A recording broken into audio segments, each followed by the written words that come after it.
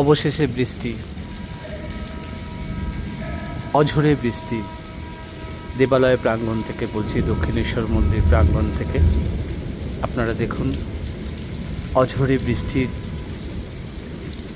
দেবালয় প্রাঙ্গণ, নিস্তব্ধ দেবালয়, জনমানসহীন। ওই দূরে দেখা যাচ্ছে শ্রীরামকৃষ্ণ পরমহংসদেবের শয়নকক্ষ, দ্বাদশ শিব মন্দির। আকাশে বজ্রগর্ভ মেঘের আনাগোনা ও বিদ্যুতের ঝলক।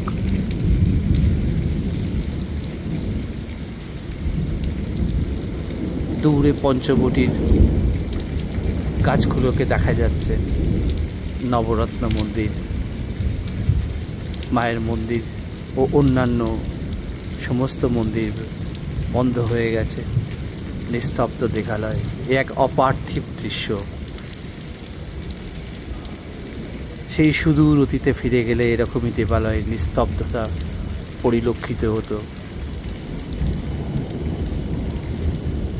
কি অপূর্ব সুন্দর রূপ, শান্ত সমাহিত মা বিরাজ করছেন। দেখুন, নবরত্ন মন্দিরের চূড়া ফাঁক দিয়ে বিদ্যুৎ গর্ভ মেঘের ঝলকানি। এ এক অতুলনীয় দৃশ্য।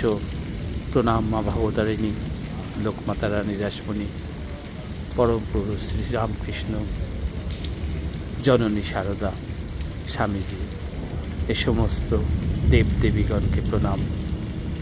বিশ্ব চরাচরের সমস্ত মানুষ যেন শান্তিতে থাকে, ভালো থাকে। দেখুন, এক অতুলনীয় দৃশ্য। মা মা